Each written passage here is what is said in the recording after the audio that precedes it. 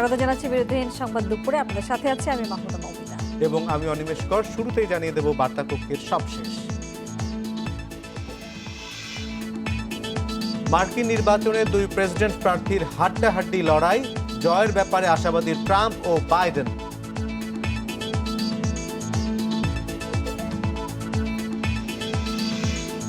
ধর্ষণ প্রতিরোধে নতুন আইন সংসদের পরের অধিবেশনে পাশের উদ্যোগ নেওয়া হবে বললেন প্রধানমন্ত্রী।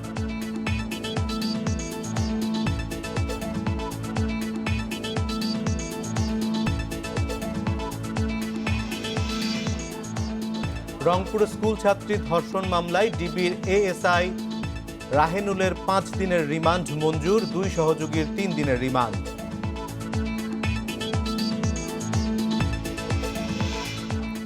করোনা মুক্তির পর নতুন করে ডায়াবেটিসে আক্রান্ত হচ্ছেন 1.4% মানুষ, যুক্ত হচ্ছে নানা জটিলতা।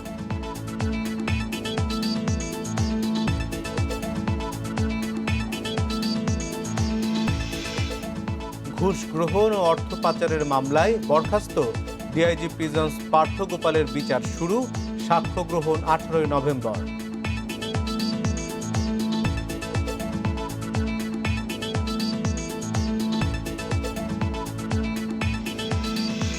শুনছিলেন শিরোনাম, এবার বিস্তারিত খবরের শুরুতেই মার্কিন প্রেসিডেন্ট নির্বাচনের সংবাদ।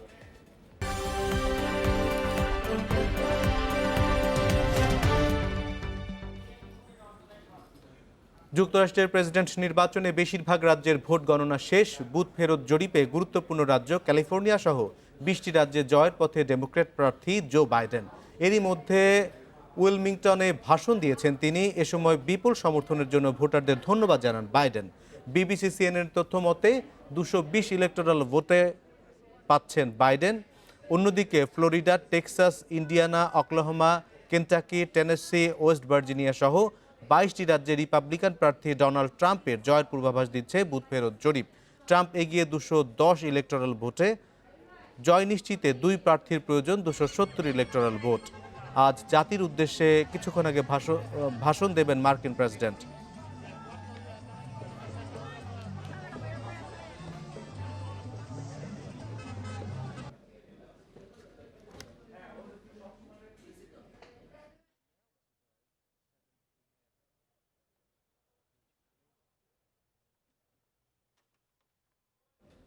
মার্কিন নির্বাচনের আরো খবর জানাতে ফ্লোরিডা থেকে যোগ দিচ্ছেন সহকর্মী জাহিদ হোসেন।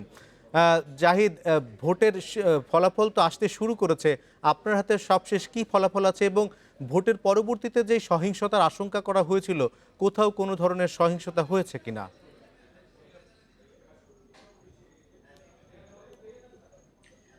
অনিমেষ, ফলাফলের বিষয়টা আপনি যেটি বলছিলেন আসলে সেটাই, যে এখনো পর্যন্ত যে ফলাফল এসেছে তাতে আসলে কোনো ধরনের পরিবর্তন নেই। গত নির্বাচনে যে যে যে অঙ্গরাজ্য জিতেছিল সেগুলি এখনো পর্যন্ত দেখা যাচ্ছে যে ধরে রাখার চেষ্টা। তবে যে বিষয়টি কিছুক্ষণ আগে আমরা দেখলাম যে মার্কিন প্রেসিডেন্ট ডোনাল্ড ট্রাম্প তিনি হোয়াইট হাউসে সাংবাদিকদের সঙ্গে কথা বলেছেন এবং তার সমর্থকরা সেখানে উপস্থিত ছিলেন। সেইটি আমার মনে হয় যে ভোট গণনার চাইতেও অনেক বড় হয়ে যাবে, কারণ এই ক্ষেত্রে তিনি সরাসরি নিজেকে ঘোষণা করেছেন বিজয়ী হিসেবে এবং এই কথাও বলেছেন যে তাদের বিজয়কে যদি ছিনিয়ে নেওয়ার চেষ্টা করা হচ্ছে এবং সেটির জন্য তিনি সুপ্রিম কোর্টে যাবে। অনিমেষ, এখানে একটু আমেরিকার আইন কানুনগুলি যতটুকু আমরা দেখলাম সেখানে দেখা যায় যে নির্বাচন নিয়ে যদি কোনো প্রশ্ন ওঠে তাহলে সরাসরি আসলে সুপ্রিম কোর্টে যাওয়ার সুযোগ নেই। প্রথমে দেখতে হবে যে এই কাউন্টিংটা ঠিক আছে কিনা, কোনো স্পেসিফিক ব্যালট নিয়ে যদি সমস্যা থাকে সেইটা প্রশ্ন করা, অথবা প্রক্রিয়া নিয়ে যদি কোনো সমস্যা থাকে সেটা সেই সংশ্লিষ্ট অঙ্গরাজ্যে প্রথমে যেতে হবে, তার পরবর্তীতে অবশ্য সুপ্রিম কোর্টে যাওয়া যাবে।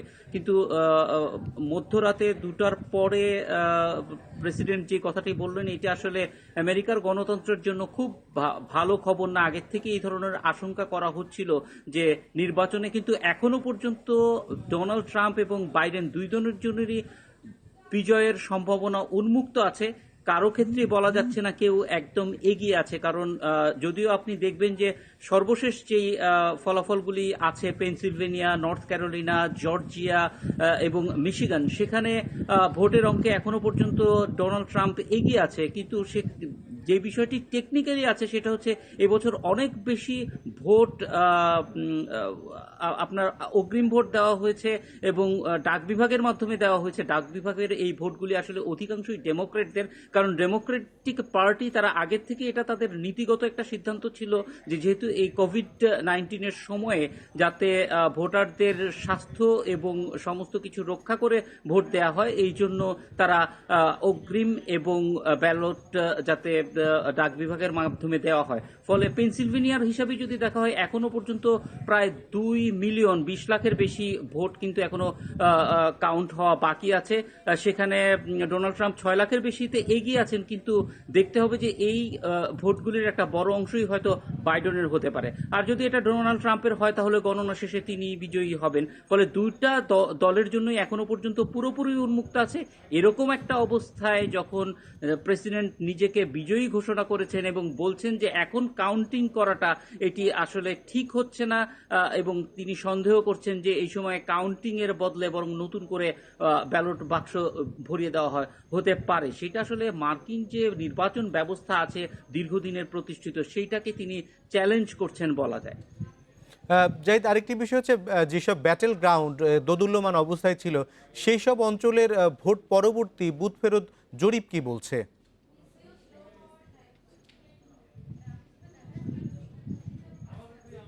বুথ ফেরত জরিপে আমরা দেখেছি যে প্রায় সবগুলি জায়গায় আসলে বাইডেন অনেক এগিয়ে আছেন, কিন্তু এই একটা জায়গায় আমরা বলতে পারি যে নির্বাচনে বাইডেনই জিতুক আর ট্রাম্পই জিতুক, আগাম যে ভবিষ্যৎবাণী, যে বৈজ্ঞানিক প্রক্রিয়ায় যেসব জনমত জরিপ করা হয়েছে সেগুলি কিন্তু অধিকাংশই মানে শেষ পর্যন্ত জনমতের প্রতিফলন খুব বেশি করতে পারছে না। কারণ যদি নির্বাচনের আগের অবস্থা দেখেন এবং বুথ ফেরত জনমত দেখেন, সবগুলিতেই বাইডেনের অবস্থা যত ভালো ছিল এখনো পর্যন্ত তিনি মানে কেউ জিতেছেন এটা বলা যায় না, কিন্তু যেই পরিবর্তন যেই পার্থক্যের কথা বলা হচ্ছিল ভোটের, তার কাছে কুলেও কিন্তু প্রকৃত ভোট নেই। ফলে বলা যায় যে এই জিনিসগুলি অনেকখানি প্রশ্নের মুখোমুখি হবে এবং ট্রাম্প এবং ট্রাম্পের শিবির অনেক আগে থেকেই এই ধরনের জরিপ গবেষণাকে প্রশ্নের মুখোমুখি করছে। ফলে এইটা আসলে নতুন করে একটা চ্যালেঞ্জের মুখোমুখি হবে এই ক্ষেত্রে যারা কাজ করছেন তাদের জন্য। তবে আমরা এইটুকু বলতে পারি যে বুথ ফেরত ফলাফলের যেটি ছিল সেখানে আসলে ব্যাটল গ্রাউন্ড স্টেটগুলিতে বাইডেনের অবস্থা বরাবরই ভালো ছিল আজকে সকাল থেকে, প্রথমের দিক থেকে এবং শেষ পর্যন্ত তিনি একটা লিড ধরে রাখতে পেরেছেন। জাহিদ হোসেন, আরেকটি বিষয় সবশেষ আপনার কাছে জানতে চাই যে নির্বাচনের চূড়ান্ত ফলাফল জানতে পারবো কোন সময়ে?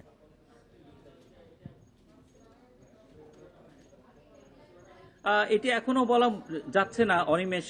একটা বিষয় হচ্ছে যেমন পেনসিলভেনিয়ায় অনেকগুলি ভোট আছে এবং এই ভোটগুলির মধ্যে একটা বড় অংশই প্রায় 20 লাখ ভোট আসলে ডাক বিভাগের মাধ্যমে এসেছে এবং পেনসিলভেনিয়ার আইন অনুযায়ী তারা আরো 3 দিন পর্যন্ত এই ডাক বিভাগের চিঠি খুলতে পারবেন।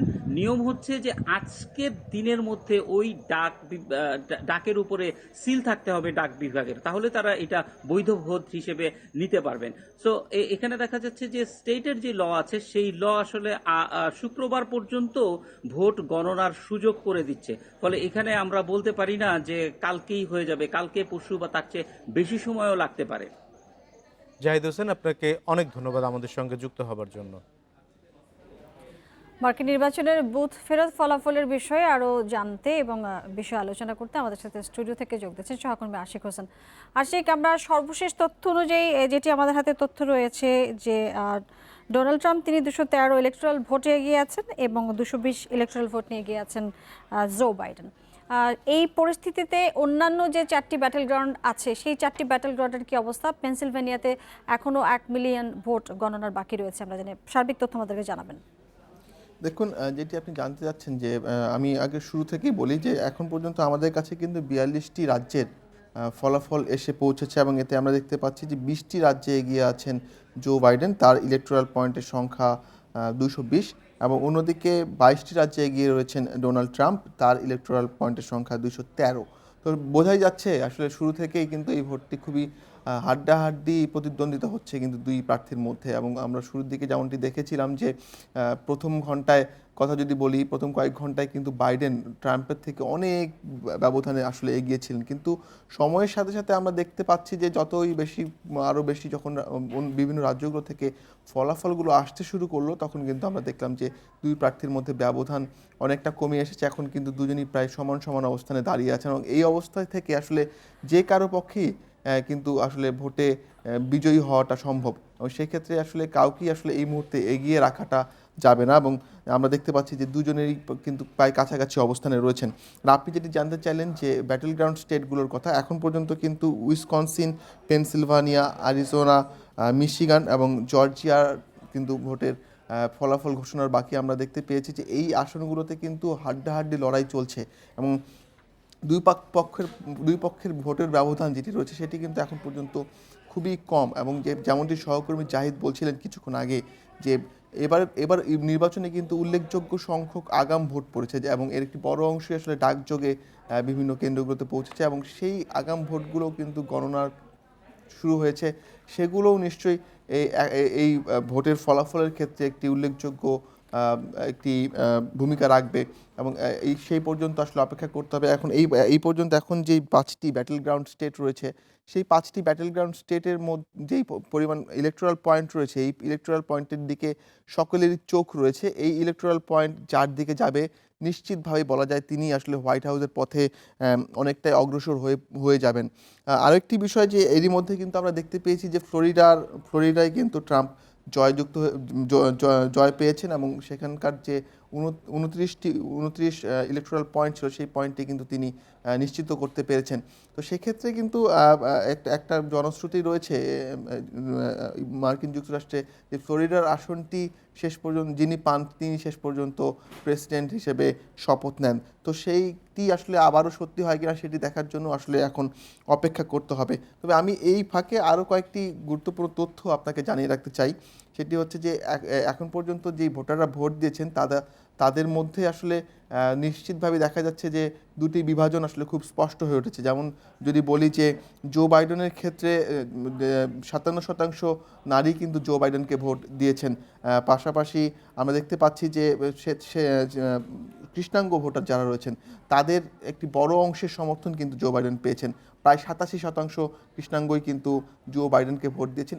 একই সাথে তরুণ যারা ভোটার, অর্থাৎ এবার যারা প্রথম ভোট দেবেন এমন তরুণদের মধ্যে থেকেও কিন্তু আসলে জো বাইডেনের প্রতি আসলে আগ্রহটা বেশি ছিল। কীভাবে এশিয়ান মাইগ্রেন্টস যারা আছেন বা এশিয়ান অভিবাসী যারা আছেন তারাও কিন্তু জো বাইডেনকে তাদের সমর্থন দিয়েছেন। যদি আমরা এখন ট্রাম্পের ক্ষেত্রে আসলে দেখতে চাই, সেই ক্ষেত্রেও কিন্তু আসলে আমরা দেখতে পাবো যে পুরুষদের মধ্যে 51% পুরুষ ট্রাম্পকে ভোট দিয়েছেন। পাশাপাশি শ্বেতাঙ্গদের একটি বড় অংশের সমর্থন তিনি পেয়েছেন, প্রায় 57%।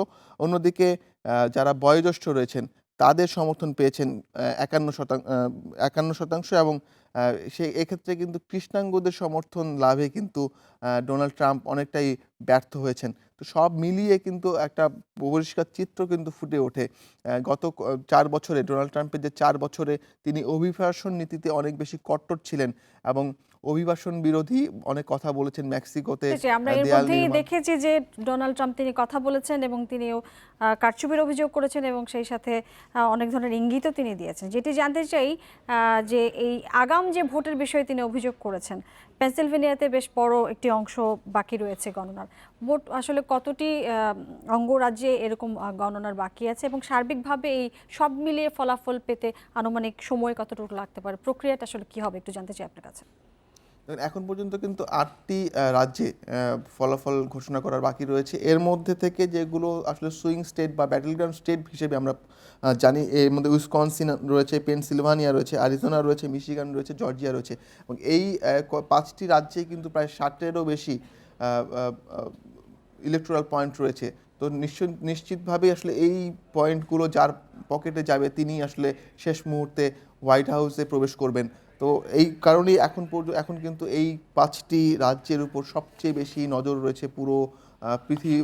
আমেরিকানবাসীদের তো অবশ্যই, সেই সাথে পুরো পৃথিবী বিশ্বেরই কিন্তু নজর আছে এখন এই 5টি আসনের দিকে, যে এই 5টি আসনে কি হচ্ছে। এখন পর্যন্ত আমরা যতটুকু দেখেছি যে উল্লেখযোগ্য সংখ্যক ভোট গণনা হয়েছে এবং এর মধ্যে কয়েকটিতে কিন্তু ডোনাল্ড ট্রাম্প বেশ ভালো ব্যবধানেই আসলে এগিয়ে রয়েছেন এবং কয়েকটিতে কিন্তু খুব হাড্ডাহাড্ডি লড়াই আসলে এই প্রসঙ্গে জানতে চাই যে এইগুলোর উপর আসলে নির্ভর করছেন কে হবে প্রেসিডেন্ট। একটু জানতে চাই যে পেনসিলভেনিয়া, তারপরে উইসকনসিন, জর্জিয়া এবং অ্যারিজোনা, এই সবগুলো জায়গায় অন্যান্য সময়ের সাথে তুলনা যদি করেন 2016 সাথে তুলনা করলে আসলে কে এগিয়েছিলেন এবং বর্তমানে যে পরিস্থিতি কে এগিয়ে আছেন বলে আপনি জানেন, আপনার কাছে কি তথ্য রয়েছে? দেখুন, গত নির্বাচনে কিন্তু আমরা দেখেছি যে এই আসনগুলোতে রিপাবলিকানরা একটি স্বস্তিজনক অবস্থায় ছিল এবং এখনও কিন্তু দেখা যাচ্ছে ডোনাল্ড ট্রাম্প আসলে সেই অবস্থানটি কিছুটা ধরে রাখতে পেরেছেন, যদিও এখনও পর্যন্ত আসলে অনেক ভোট গণনায় বাকি রয়েছে।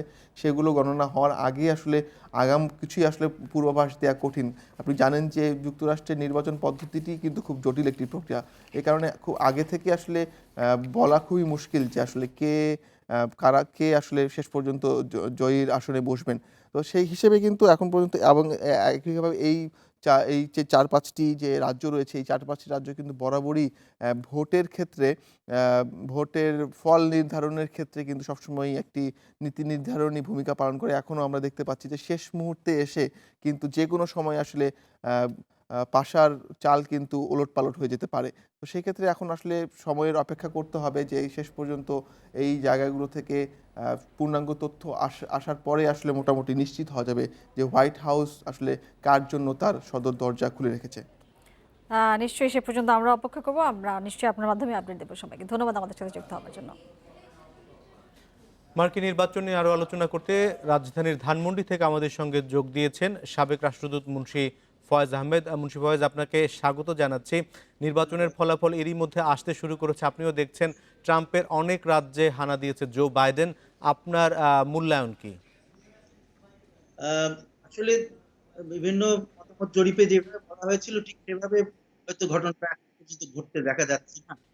এখন পর্যন্ত যে যে কয়টা ফলাফল মোটামুটি সবাই ইয়ে করছে যে মোটামুটি নিশ্চিত, সেগুলোতে আছে যে 220, 215 এরকম একটা ইয়ে দেখা যাচ্ছে। জো বাইডেন 220 আর 215 ডোনাল্ড ট্রাম্প, এরকম ইলেকট্রাল ভোটস তাদের পক্ষে এ পর্যন্ত মোটামুটি নিশ্চিত আছে।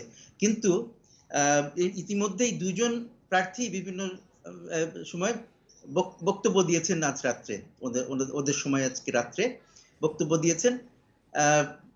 জো বাইডেন বলেছেন যে আমরা জেতার পথে আছি, ধৈর্য ধরতে হবে। আর ট্রাম্প তো বিজয় ঘোষণা করে দিয়েছেন।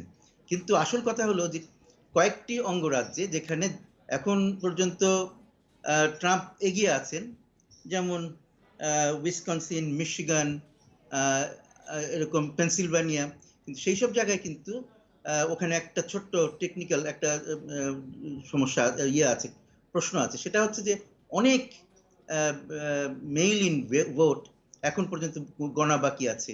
যেমন পেনসিলভানিয়াতে 1 মিলিয়নের উপরে ভোট গণা বাকি আছে, 1,7,70,000 এরকম। তো সেই সব কারণে এইসব জায়গায় এখনই বলা সম্ভব না, কারণ বলা হচ্ছে যে মেইল ইন ভোটে ডেমোক্র্যাট প্রার্থীর পক্ষে বেশি ভোট পড়েছে, এটা মোটামুটি সবাই বুঝতে পারছেন।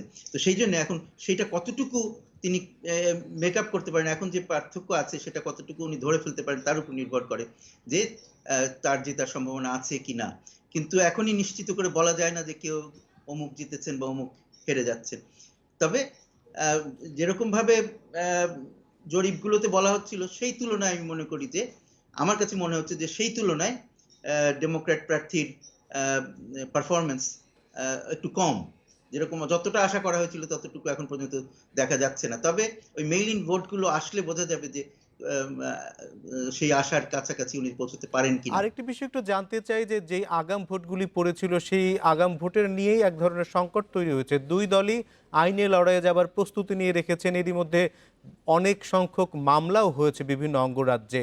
এই ভোটের এই বিষয়টি যদি শেষ পর্যন্ত আদালতে গড়ায় তাহলে কি হতে পারে সেখানে? খুব বড় ইয়ে হবে না। কাউন্ট যারা করছেন তারা তো মানে ইলেকশন কমিশন যে আছে বিভিন্ন রাজ্যে, এটা রাজ্যের এখতিয়ারের অন্তর্ভুক্ত, বিভিন্ন রাজ্যে অঙ্গরাজ্যে যে কাউন্সিলগুলো আছে, ইলেকশন কাউন্সিলগুলো, ইলেকশন কমিশন আছে, তারা তাদের আইন কানুন সম্বন্ধে খুব ভালো ওয়াকিবহাল, তারা এগুলো করে অভ্যস্ত। সুতরাং তারা আইন অনুযায়ী কাজ করতেছেন। খুব কোনো রকমের বড় রকমের ব্যত্যয় কিছু যদি না হয়, তাহলে এটা এই আইনি লড়াইয়ের মাধ্যমে যে খুব কিছু পরিবর্তন হবে সেটা আমার কাছে মনে হয় না। এ পর্যন্ত যেসব আইনি লড়াই হয়েছে বেশিরভাগ ক্ষেত্রেই একটা বিশৃঙ্খলা তৈরি করার চেষ্টা বলে মনে হয়েছে, যে যাতে মানুষের মনে প্রশ্ন জাগে, যে কিছু একটা আছে। কিন্তু এই পর্যন্ত মার্কিন যুক্তরাষ্ট্রের বিভিন্ন ইলেকশনে এরকম আইনি লড়াই হয়েছে, কিন্তু একমাত্র সম্ভবত 2000 সালে যখন বুশ এবং আল গোরের নির্বাচন হচ্ছিল, তখন ছাড়া আইনি লড়াইতে তেমন কিছু পরিবর্তন দেখা যায়নি। তখন কিন্তু আইনি লড়াই অনেক দিন পর্যন্ত চলেছে এবং শেষ পর্যন্ত খুব একটা কি বলা যায়, একটা কন্ট্রোভার্সিয়াল একটা ডিসিশনের মাধ্যমে তখন বুশকে জিতানো হয়েছিল। সুতরাং কিন্তু তাই বলে এইবারে যে সেরকম হবে সেটা মনে করা হচ্ছে না। আইন খুব মোটামুটি স্পষ্ট আছে। এই কোনোদিনই যেদিন ইলেকশন হয়, যে সেই রাত্রে ঘোষণা হয় না, সেই রাত্রে কাউন্টিং চলে, তার পরের দিন চলে, কখনো কখনো আরো 2-3 দিন পর পর্যন্ত কাউন্টিং চলে। এটা তাদের ইতিহাসে আছে। সুতরাং এটা হঠাৎ করে পরিবর্তন হওয়ার সম্ভাবনা নেই, যেই যাই চাক। এখন যদি আমার পক্ষে যায় তাহলে আমি আইনি লড়াই করব না, আর যদি আমার পক্ষে না যায় তাহলে আমি আইনি লড়াই করব, এরকম কথাবার্তা হচ্ছে। তবে মূলত আইনি লড়াইয়ের জন্য বেশি কথাবার্তা বলছেন ডোনাল্ড ট্রাম্প, আর জো বাইডেনের লোকজনও প্রস্তুত আছে তাদের লড়াইতে তারা মোকাবিলা করার জন্য। তো এই আমার কাছে মনে হচ্ছে যে এখনো জিনিসটা অপরিষ্কার আছে। মুন্সি ফয়েজ, আপনাকে অনেক ধন্যবাদ আমাদের সঙ্গে যোগ দেওয়ার জন্য। যুক্তরাষ্ট্রে এবার নির্বাচন পরবর্তী সহিংসতা আশঙ্কা করা হচ্ছে। বিশ্লেষকদের ধারণা, প্রেসিডেন্ট ট্রাম্পের পরাজয় মেনে না নেয়ার ঘোষণা ভোটের পর আইন শৃঙ্খলা পরিস্থিতি ভেঙে পড়তে পারে। এছাড়া করোনা বেকারত্বের কারণে মানসিক চাপে ভুগছেন বেশিরভাগ ভোটার। ক্ষয়ক্ষতি এড়াতে এরই মধ্যে সুরক্ষা ব্যবস্থা নিয়েছে বেশ কিছু রাজ্য। যুক্তরাষ্ট্রে কর্মদিবসে ভোট হওয়ায় অনেকেই সশরীরে এসে ভোট দেন না।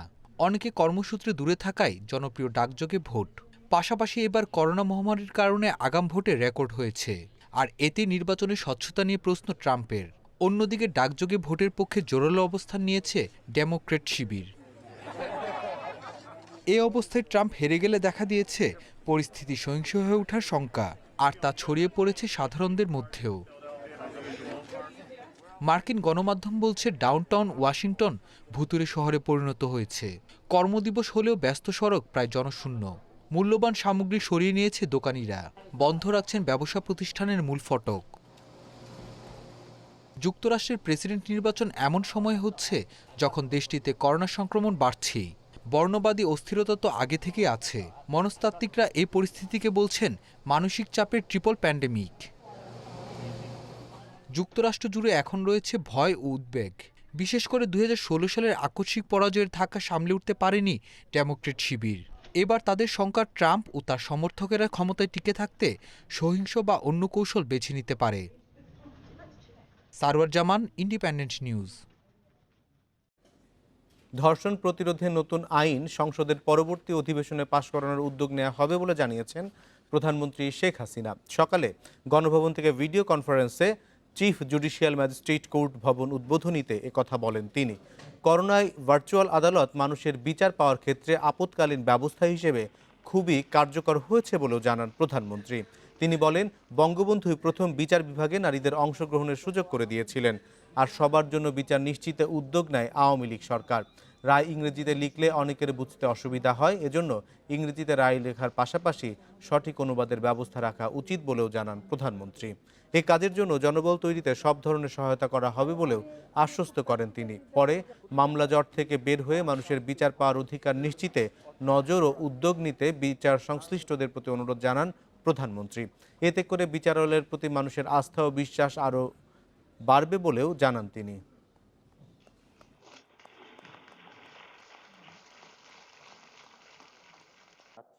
সেই সঙ্গে অনুষ্ঠানে যুক্ত হওয়া বিদ্যমান মামলা জট কমাতে বিচারকগণ অধিকার প্রতিষ্ঠা, বৈষম্যহীন সমাজ এবং সম্মানিত উপস্থিতি।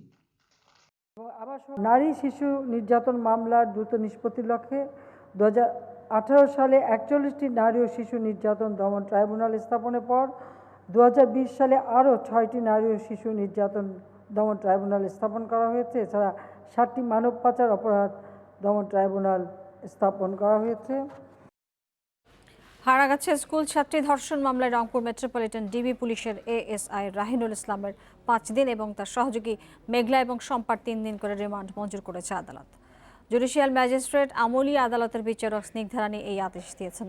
এর আগে সকাল 10টার দিকে মামলার প্রধান আসামি এএসআই রাহিনুল ইসলাম এবং তার 2 সহযোগীকে আদালতে হাজির করে 7 দিনের রিমান্ড আবেদন করেন পিবিআই এর তদন্ত কর্মকর্তা সাইফুল ইসলাম। এ ঘটনায় গত 27 অক্টোবর ধর্ষণের শিকার ওই ছাত্রী 22 ধারায় আদালতে জবানবন্দি দেয়। পরদিন রাতে অভিযুক্ত এএসআই রাহিনুলকে গ্রেপ্তার করে রংপুর পিবিআই। গত 25 অক্টোবর রংপুর মেট্রোপলিটন পুলিশের ডিবির এই এএসআই নেতৃত্বে হারাগাছ থানার কেদারেরপুল এলাকায় গণধর্ষণের শিকার হয় স্কুল ছাত্রী। এই ঘটনায় ওই দিনই নির্যাতিতার বাবা অভিযুক্ত পুলিশ কর্মকর্তা রাহিনুল সহ 2 জনের নাম উল্লেখ করে মামলা করেন। রাহিনুলকে দিয়েছে 5 দিনের রিমান্ড এবং মেঘলা এবং সমাপ্তিকে 3 দিন দিয়েছে। তারা কিন্তু আদালতে এখন পর্যন্ত সে স্বীকারোক্তিটা দেয়নি। সো আমরা এই কয়েকদিন আমাদের হেফাজতে রাখবো। আমরা মামলা সংক্রান্তে আমরা অধিকতর যে সমস্ত বিষয় জানা দরকার সেগুলো জানার চেষ্টা করব। এএসআই রাহিনুল ইসলাম নির্দোষ এবং সেটা কথিত যে এজাহার 22 ধারা জবানবন্দি সেগুলো অনুযায়ী সাপোর্ট করে এবং সেই মর্মে আমি চেষ্টা করেছিলাম। আদালত সন্তুষ্ট হয়ে পিবিআই রাষ্ট্রপক্ষ কর্তৃক যে 7 দিনের রিমান্ডের আবেদন করেছিল ওটা আংশিক মঞ্জুর করে 5 দিনের জন্য। আপনারা দেখছেন বিরোধীহীন সংবাদ দুপুর, আরও থাকছে। 22 দিন পর আজ মধ্যরাত থেকে আবার শুরু হচ্ছে ইলিশ শিকার। জেলেরা ব্যস্ত প্রস্তুতিতে।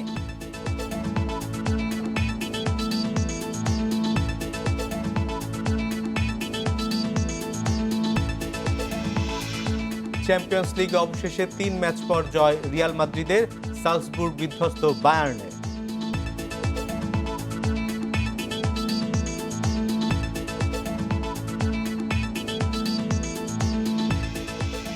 লক্ষ্মীপুরে 6 মাদ্রাসা ছাত্রকে যৌন নির্যাতনের মামলায় মাদ্রাসার প্রধান শিক্ষক মোবারক হোসেনকে গ্রেপ্তার করা হয়েছে।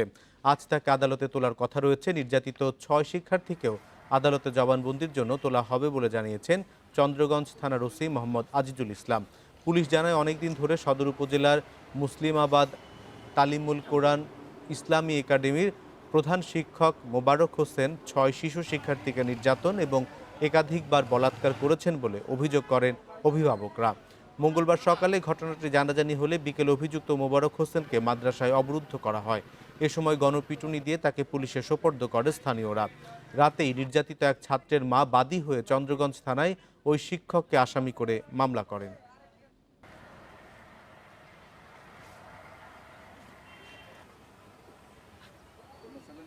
চন্দ্রগঞ্জ থানার হাজিরপাড়া ইউনিয়নের মুসলিমাবাদ তালিমুল কোরআন ইসলামী একাডেমি মাদ্রাসায় যে শিশু বলাৎকারের ঘটনা ঘটেছে তাতে আমরা থানায় ইতিমধ্যে মামলা রেকর্ড করেছি।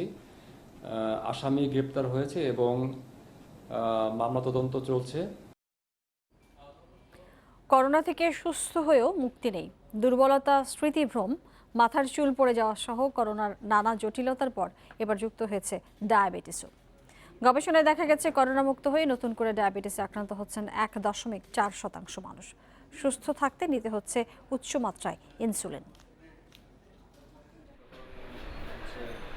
ব্যাংক কর্মকর্তা রাশেদ রওশন চৌধুরী করোনা আক্রান্ত হয়ে হাসপাতালে ভর্তি ছিলেন প্রায় 1 মাস।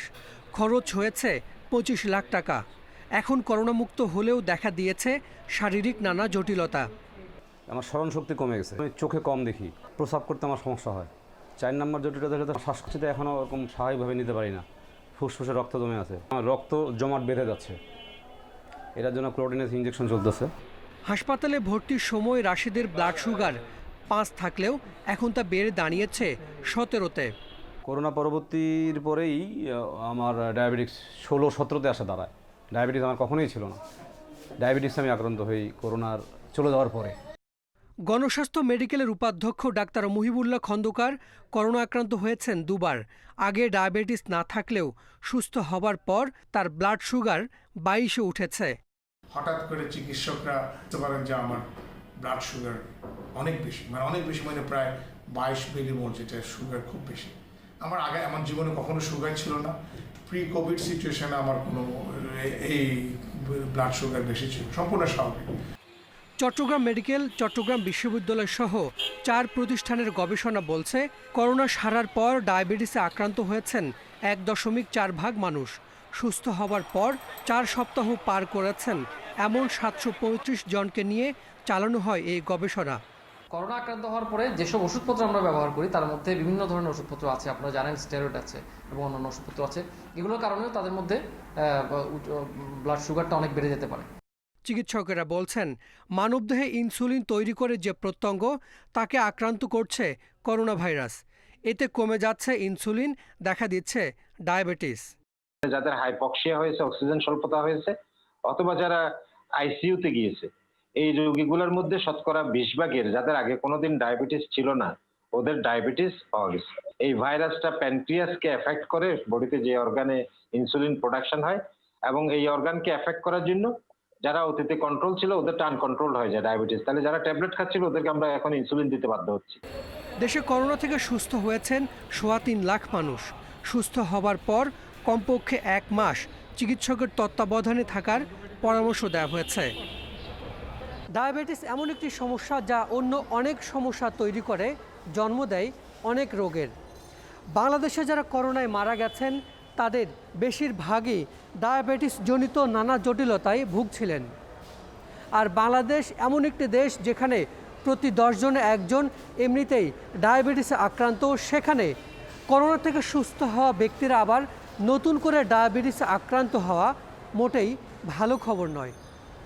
Hasan Misbah, Independent News, Dhaka. ঢাকা শিশু হাসপাতালে 83 নবজাতকের নমুনা পরীক্ষায় 26 জনের কোভিড-19 পাওয়া গেছে। এদের মধ্যে মারা গেছে 2 নবজাতক। আক্রান্ত সবার বয়স 8 দিনের কম। চাইল্ড হেলথ রিসার্চ ফাউন্ডেশনের গবেষণায় এসব তথ্য জানা গেছে। গবেষকরা জানান, দক্ষিণ এশিয়ায় করোনায় নবজাতকের প্রথম মৃত্যু বাংলাদেশে। আক্রান্ত মৃত্যু হারও অন্য যে কোনো দেশের তুলনায় বেশি। ঢাকা শিশু হাসপাতালে মার্চের 29 থেকে 1 জুলাই পর্যন্ত 83 নবজাতকের করোনার নমুনা সংগ্রহ করা হয়। চিকিৎসার তথ্য উপাত্ত, এক্স রে ও অন্যান্য ল্যাবরেটরি রিপোর্ট সহ 27 থেকে 75 দিন পর্যন্ত পর্যবেক্ষণে রাখা হয় তাদের। পরীক্ষায় দেখা গেছে এদের মধ্যে 26 জন করোনা সংক্রমিত। 12 জনের বয়স 8 দিন ও 14 জনের বয়স ছিল 5 দিন। আক্রান্তদের 4 জনই হাসপাতালে মারা যায়। এদের মধ্যে 2 জন শুধু করোনায় মারা গেছে বলে জানিয়েছেন চিকিৎসকরা। আগে মনে করতাম যে এগুলো বোধহয় এদের হবে না, কিন্তু এদের মধ্যে হচ্ছে, এবং সেই 2টি বাচ্চাই কিন্তু মারা গেছে। তো এগুলো একটা ব্যাপার। এছাড়াও আরো কয়েকটা শিশু মারা গেছে আমাদের। সংক্রামিত হলে 2টি সমস্যা। একটা হলো যে আমরা দেখেছি যে তারা সংক্রামিত হয়ে সেখান থেকে উপসর্গ হতে পারে, উপসর্গ থেকে মারাও যেতে পারে, এটা একটা। আরেকদিকে আমরা বলতেই পারি যে আমাদের উপসর্গই তো নেই, তাহলে আমাদের কোনো সমস্যা নেই, কিন্তু সেটা ব্যাপার না। স্বাস্থ্য অধিদপ্তরের তথ্য মতে 0 থেকে 10 বছরের মধ্যে আক্রান্তের হার 5% নিচে। অথচ এই গবেষণায় উঠে এসেছে শুধু নবজাতকের আক্রান্তের হার 31% আর মৃত্যু হার 7। আমার মনে হয় এটা আমাদের দেশের জন্য অনেক গুরুত্ব বহন করে। তার কারণ হলো যে আমরা আগে জানতাম না যে শিশুদের এরকম হয়, এখন আমরা এটা জানি। সুতরাং আমাদের সাবধানতাটা অবলম্বন করতে হবে। গবেষণায় দেখা গেছে 20 জন গর্ভবতী মায়ের 6 জনের শিশু জন্মদানের আগে থেকেই করোনার উপসর্গ ছিল। 9 জনের নমুনা পরীক্ষা করে 8 জনের কোভিড-19 সংক্রমণ নিশ্চিত হয়েছেন গবেষকরা। তাদের ধারণা, সন্তান জন্মদানের সময় পরিবেশগত কারণে আক্রান্ত হতে পারে নবজাতকেরা। শিশুদের কাছ থেকে মায়েদের কাছে অথবা মায়েদের কাছ থেকে শিশুতে এসছে, এটা আমরা বুঝতে পেরেছি। যেই পরিবেশে তার ডেলিভারিটা হচ্ছে সেখান থেকে তারা সংক্রামিত হচ্ছেন। সংক্রামিত হয়ে প্রত্যেকেই সংক্রামিত হচ্ছেন, কিন্তু সেখানে কোনো সিমটম দেখা দিচ্ছে না। 2 ফেব্রুয়ারি চীনে নবজাতকের শরীরে প্রথম কোভিড-19 সংক্রমণ ধরা পড়ে। পরে আরও 70 নবজাতকের শরীরে সংক্রমণ নিশ্চিত হওয়া গেছে। Hasan Misbah, Independent News, Dhaka. ঘুষ গ্রহণ এবং অর্থ পাচারের মামলায় সিলেট কেন্দ্রীয় কারাগারের বরখাস্ত ডিআইজি পার্থ গোপাল বণিকের বিরুদ্ধে অভিযোগ গঠন করেছে আদালত। ঢাকার বিশেষ জজ আদালত 10-এ এই চার্জ গঠন করা হয়েছে। এর মধ্য দিয়ে এই মামলার আনুষ্ঠানিক বিচার শুরু হলো। সাক্ষ্য গ্রহণের জন্য 18 নভেম্বর নির্ধারণ করা হয়েছে। গেল 31 আগস্ট পার্থগোপাল বণিকের বিরুদ্ধে দুদকের অভিযোগপত্র গ্রহণ করে মহানগর দায়রা জজ আদালত। পরে মামলাটি বিচারের জন্য ঢাকা বিশেষ জজ আদালত 10-এ পাঠানো হয়। গেল বছরের 28 জুলাই রাজধানীর ধানমন্ডির ফ্ল্যাট থেকে 80 লাখ টাকা উদ্ধারের ঘটনায় কারা উপমহাপরিদর্শক পার্থগোপাল বণিকের বিরুদ্ধে মামলা দায়ের করে দুদক।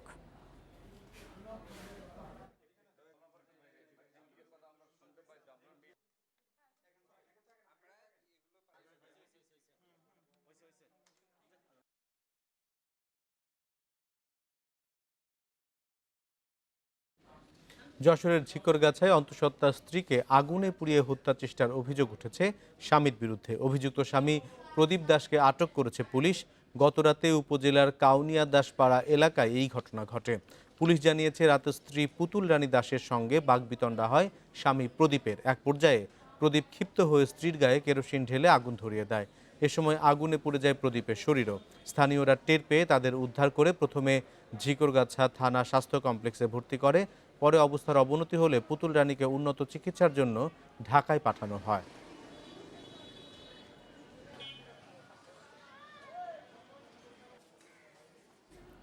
বাইশ দিন বন্ধ থাকার পর 4 নভেম্বর মধ্যরাত থেকে শুরু হতে যাচ্ছে ইলিশ শিকার। জেলেরা ব্যস্ত শেষ মুহূর্তের প্রস্তুতিতে। চলছে নৌকা মেরামত সহ জাল বোনার কাজ।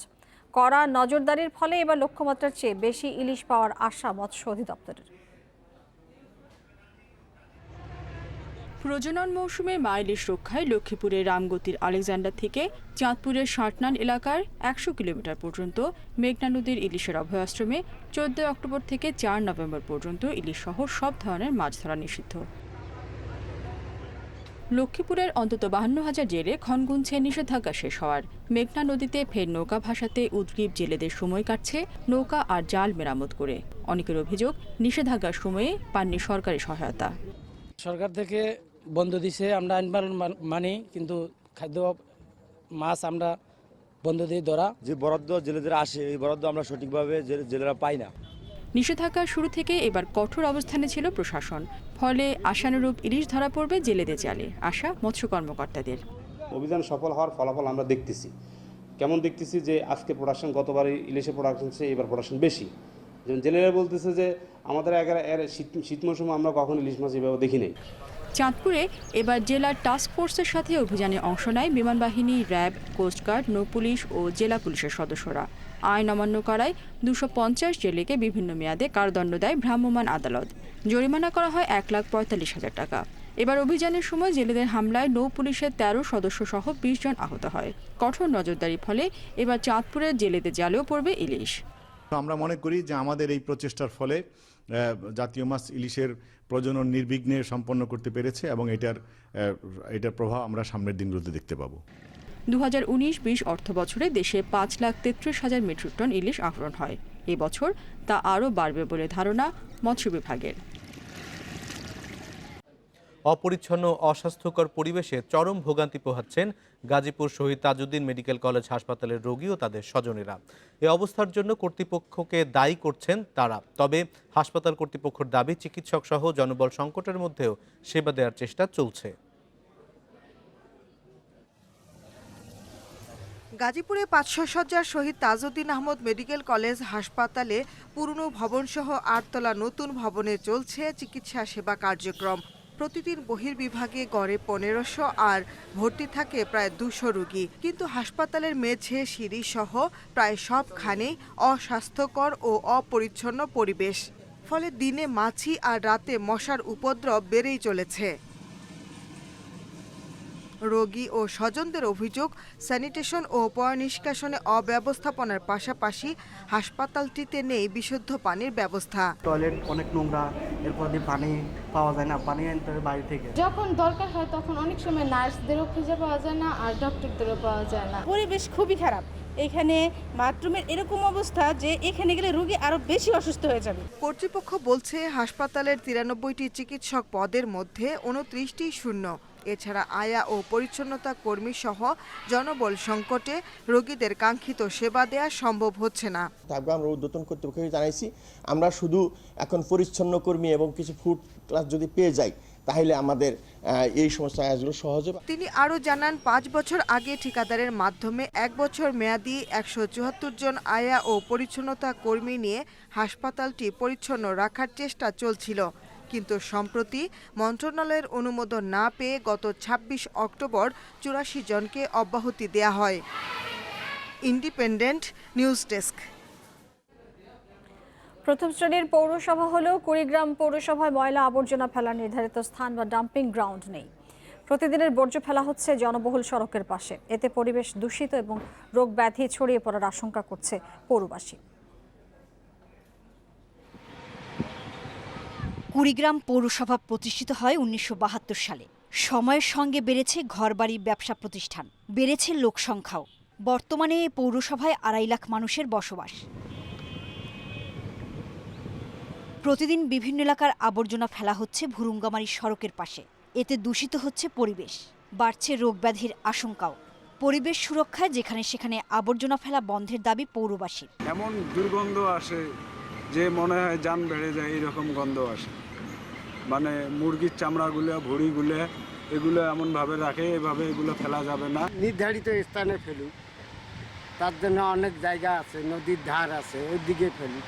পৌর মেয়র জানান, সুবিধাজনক স্থানে জমি না পাওয়ায় দীর্ঘদিনেও স্থাপন করা যায়নি ময়লা ফেলার নির্দিষ্ট স্থান। প্রতিনিধি নিয়ে জরিপ কাজ চলতেছে, অতি শীঘ্রই আশা করি জেলা প্রশাসক মহোদয় যে হিসেবে অ্যাক্টিভ হয়েছে এবং আমরা আমাদের চাপে তা খুব দ্রুত সময়ের মধ্যে একটা আমরা স্থায়ী সমাধান পাব। এরই মধ্যে জেলা প্রশাসনের সহায়তায় বর্জ্য ব্যবস্থাপনার জন্য জরিপ শুরু হয়েছে বলেও জানান মেয়র। Independent news desk. যুক্তরাষ্ট্রের প্রেসিডেন্ট নির্বাচনে চূড়ান্ত ভোট গ্রহণের দিন করোনা ভাইরাসে মারা গেছে 1166 জন, আর নতুন করে করোনা শনাক্ত হয়েছে 92,000 রোগী। এদিনে একদিনে বিশ্বজুড়ে করোনায় 8,000 প্রাণহানি, নতুন শনাক্ত 4,72,000 রোগী। এ নিয়ে বিশ্বজুড়ে করোনা ভাইরাসে মোট মৃত্যু 12,19,000 ছাড়ালো, আর মোট আক্রান্ত 4,78,00,000 মানুষ। রাশিয়ায় টানা পঞ্চম দিন 18,000-এর বেশি রোগী শনাক্ত হয়েছে। ফ্রান্সে পাওয়া গেছে 36,000 রোগী। যুক্তরাজ্যে মঙ্গলবার 20,000 করোনা রোগী শনাক্ত হয়েছে। লিভারপুলের সব বাসিন্দার করোনা পরীক্ষার সিদ্ধান্ত নিয়েছে স্বাস্থ্য বিভাগ। ইতালিতে 28,000 রোগী শনাক্ত হয়েছে। স্পেনে পাওয়া গেছে 18,500 রোগী। গ্রিসে বিস্তার বাড়ায় বন্ধ করে দেওয়া হয়েছে বার, রেস্তোরাঁ, জিম, সিনেমা হল, পার্ক। এদিকে ভারতে একদিনে পাওয়া গেছে 46,000 রোগী। মারা গেছে 511 জন। 7 মাস পর পর্যটকদের হাইকিংয়ের জন্য খুলে দেওয়া হয়েছে নেপালের হিমালয় পর্বতমালার 8টি পাহাড়। খেলার খবর। চ্যাম্পিয়ন্স লিগে অবশেষে 3 ম্যাচ পর জয় পেল রিয়াল মাদ্রিদ। 5 গোলের রোমাঞ্চকর ম্যাচে ইন্টার মিলানকে 3-2 ব্যবধানে হারিয়েছে লস ব্লাঙ্কোস। এছাড়া সালজবুর্গকে 6-2 গোলে বিধ্বস্ত করেছে বায়ার্ন। আটলান্টাকে 5-0 গোলে উড়িয়ে দিয়েছে লিভারপুল। অলিম্পিয়াকোসের বিপক্ষে ম্যান সিটির জয় 3-0 গোলে। তবে লোকোমোটিভ মস্কোর বিপক্ষে 1-1 গোলে ড্র করেছে আতলেতিকো।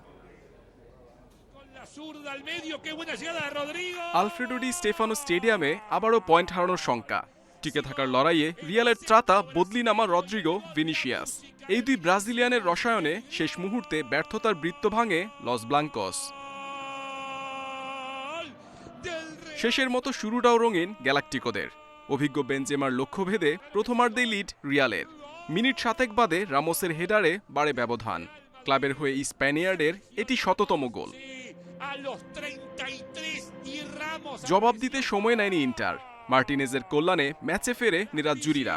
গোল করে আরও অদম্য আর্জেন্টাইন স্ট্রাইকার। বিরতির পর গোল করান ইভান পেরিসিচকে দিয়ে। তবে নেরাজ্জুরিদের হাসি ম্লান হয় দুই তরুণ ব্রাজিলিয়ানের ক্যারিশমেটিক পারফরম্যান্সে।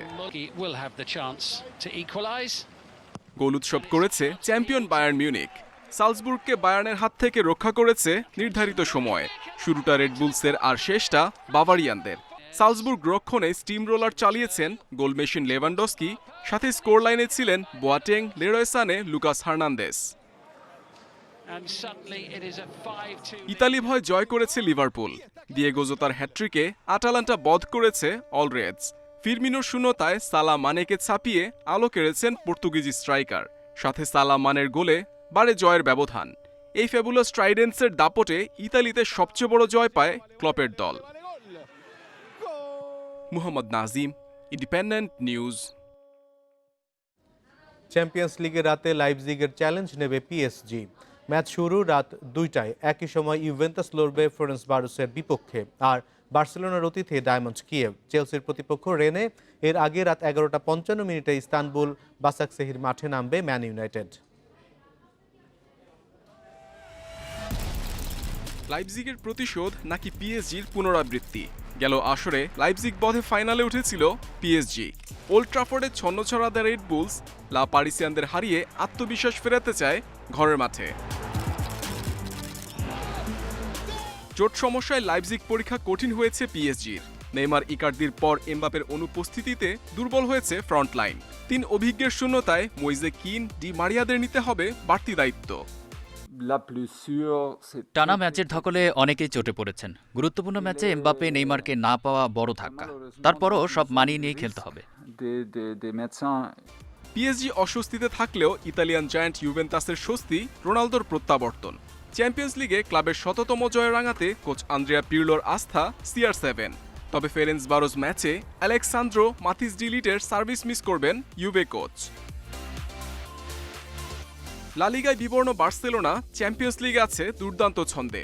2 জয়ে group leader Barca Dynamo Kiev ম্যাচে আস্থা রাখতে চায় তারুণ্য শক্তিতে। মেসির সাথে পেদ্রি, ত্রিনকাও, ফাতিকে নিয়ে 4-2-3-1 ছকে বাজিমাতের লক্ষ্য কোমানের। মেসি অসাধারণ ফুটবলার, ওকে সামলাতে আমার কষ্ট হয় না। ফুটবল ও ক্লাবের প্রতি মেসির একাগ্রতা প্রশংসনীয়। ইউভেন্টাস ম্যাচ মিস করলেও ফিরছেন জেরার্ড পিকে। নেতোকে স্থলাভিষিক্ত করতে প্রস্তুত ter Stegen. Muhammad Nazim, Independent News. নেপালকে 3 দিনের কোয়ারেন্টিনে রাখার পরিকল্পনা বাফুফের। ইতিমধ্যে স্বাস্থ্য অধিদপ্তরের কাছে অনুমতি চাওয়া হয়েছে, জানিয়েছেন সাধারণ সম্পাদক আবু নাইম সোহাগ। সিদ্ধান্ত নেওয়া হয়েছে 13 এবং 17 নভেম্বর 2টি প্রীতি ম্যাচে শুরু হবে বিকেল 5টায়। ফুটবলারদের প্রস্তুতি চলছে মাঠে, আর বাফুফে তৈরি হচ্ছে 2টি প্রীতি ম্যাচ সফলভাবে আয়োজনের জন্য। আন্তঃ মন্ত্রণালয়ে দফায় দফায় মিটিং শেষে আশ্বাস মিলেছে সব ধরনের সহযোগিতার। করোনা ঝুঁকির মধ্যেও প্রথম কোনো আন্তর্জাতিক ম্যাচকে সর্বাধিক গুরুত্ব দিচ্ছে সরকার। সবাই এই বিষয়গুলোতে যার যার অবস্থান থেকে, যার যার মন্ত্রণালয়ের পক্ষ থেকে অতপ্রতভাবে হাইয়েস্ট কোঅপারেশনটা করবে, যাতে করে ম্যাচটা আমরা সাকসেসফুলি আয়োজন করতে পারি। 5 নভেম্বর নেপাল আসার দিনক্ষণ চূড়ান্ত। ম্যাচ হবে এর 1 সপ্তাহ পর। অতিথিদের কোয়ারেন্টিন পর্ব নিয়ে ভাবনা প্রায় চূড়ান্ত করে ফেলেছে বাফুফে। ন্যূনতম 3 দিন কোয়ারেন্টিনে থাকতে হবে নেপালকে। নেপাল জাতীয় ফুটবল দল এবং একই সঙ্গে আমাদের ফরেন টেকনিক্যাল অফিসিয়াল বাংলাদেশ জাতীয় ফুটবল দলের, তারা অবশ্যই নিয়ম অনুযায়ী তাদের কোভিড টেস্ট করে তারা ফ্লাইটে অনবোর্ড করবে। বঙ্গবন্ধু স্টেডিয়ামের ফ্লাডলাইট সমস্যাও সমাধানের অপেক্ষায়, যদিও স্থায়ী কোনো সমাধান নয়। জোড়াতালি দিয়ে বাড়ানো হচ্ছে আলোর তীব্রতা। স্টেডিয়াম ও এর আশেপাশে করোনা সুরক্ষা নিশ্চিত করবে ক্রীড়া পরিষদ ও সিটি কর্পোরেশন। এছাড়া জাতীয় দলের ফিজিও এন্ডো জুয়ান কার্লে ও ফিটনেস কোচ ইভান রাজলং দিন 2 মধ্যেই ঢাকায় আসবেন, জানিয়েছেন বাফুফের সাধারণ সম্পাদক। Shamim Ahmed, Independent News, Dhaka. আর এই ছিল 1 ঘন্টার বিরতিহীন সংবাদ দুপুরে। ইন্ডিপেন্ডেন্ট টেলিভিশনের সব খবর আরও বিস্তারিত জানতে চোখ রাখুন ফেসবুক, ইউটিউব এবং টুইটারে। সাথে থাকার জন্য ধন্যবাদ।